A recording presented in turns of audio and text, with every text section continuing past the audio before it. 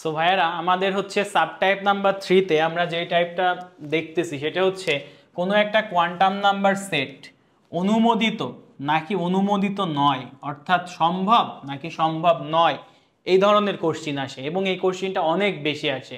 So আমরা কি কি টপিকস এখানে মনে রাখবো, এই ধরনের কোশ্চিন সলভ করার ক্ষেত্রে আমাদেরকে মনে রাখতে হবে যে আমাদের এন এর ভ্যালু যেটা সেটা কখনো এল এর সমান মানে এন এর ভ্যালুর সমান এল এর ভ্যালু হইতে পারবে না, একটা বসের সমান তার সহকারী হইতে পারবে না।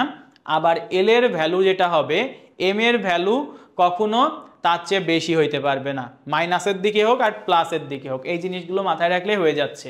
আর একটা ব্যাপার মনে রাখবে যে এখানে একটা কোশ্চিন দিছে, কোশ্চিনটা হচ্ছে দেখো ভাইয়া যে নিম্নের কোন কোয়ান্টাম সেটটি একটি ইলেকট্রনের জন্য সম্ভব নয়।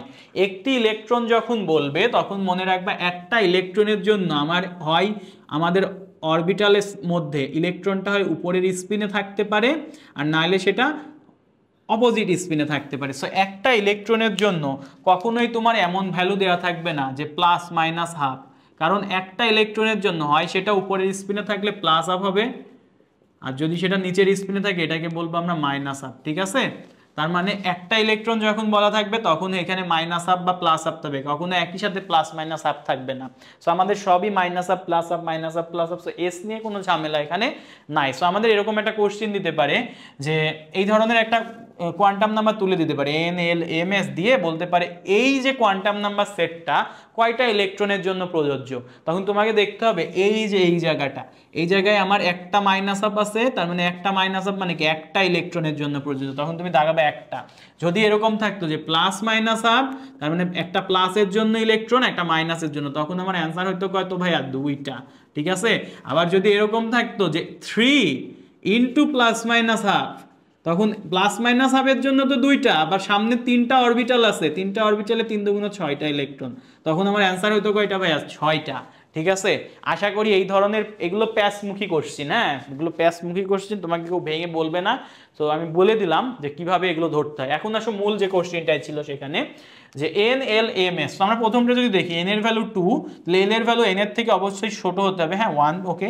আর এম এর ভ্যালু অবশ্যই এই 1 থেকে -1 এর মাঝে হইতে হবে, হ্যাঁ, বা 0 -1, হ্যাঁ ঠিক আছে, এস এর ভ্যালু তো ঠিকই আছে, তাহলে এটা কারেক্ট, মানে এটা ঠিক আছে। এখন আসো বি নাম্বারটা কি বলতেছে, এন এর ভ্যালু 1 এল এর ভ্যালু 1। আচ্ছা এন এর ভ্যালু 1 মানে কি, এন এর ভ্যালু 1 আবার এল এর ভ্যালু সহকারী সমান হয়ে গেছে না, তাহলে তো এল এর ভ্যালু তো 1 হইতে পারে না, কারণ আমার বসের সমান কখনো সহকারী হইতে পারবে না। তার মানে এইটা যেহেতু সঠিক নয়, আমাকে এটাই জানতে চাইছে কোন সেটটি সঠিক নয়, তাহলে এটা আমার অ্যান্সার। পরেরগুলো একটু মিলাই, এন এর ভ্যালু 3 এল এর ভ্যালু 2 কম আছে, আবার এম এর ভ্যালু এল এর ভ্যালু 2 হলে এম এর ভ্যালু কি কি হইতে পারে -2 -1 0 +1 +2, এই যে +2 হয়েছে, ওকে ডান। এস এর ভ্যালু এটা ওকে মিলছে। এন এর ভ্যালু 4 এল এর ভ্যালু 3, হ্যাঁ কম আছে।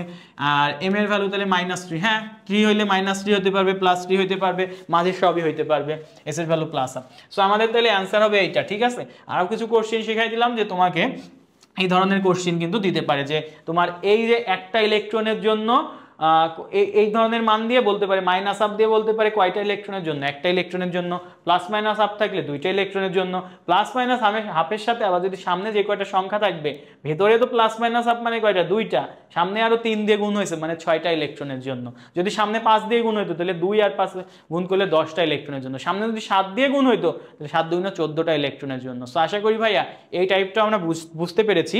সো এই টাইপের প্রচুর এমসিকিউ তুমি বইয়ের মধ্যে পাবা, একটা সলভ করেই আমি আশা করি তোমাকে বুঝাই ফেলতে পারছি, কোনো প্রবলেম হবে না। এখন আসো আমরা টাইপ 4 সাব টাইপ 4 কিছু র্যান্ডম কোশ্চেন সলভ করি, কিছু র্যান্ডম কোশ্চেন আমরা সলভ করব এখন। ঠিক আছে।